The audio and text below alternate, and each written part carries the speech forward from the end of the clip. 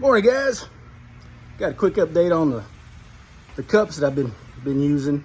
Well, I hadn't used these yet, but I was going to let you guys look at them and see what I'm talking about.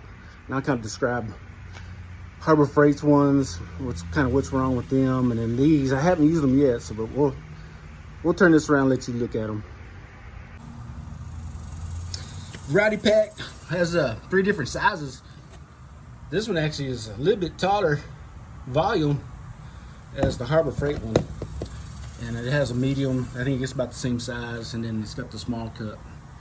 But anyway, I've used this one several times. I used all 5 of them, and what I found out is it doesn't suck it all out of your gun.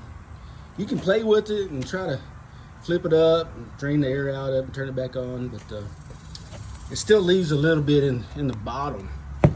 So I think these are probably about the same way, but they do leave a little bit more of a cleaner gun than what I'm used to anyway. But I'll leave the description in the bottom when I get all this painted.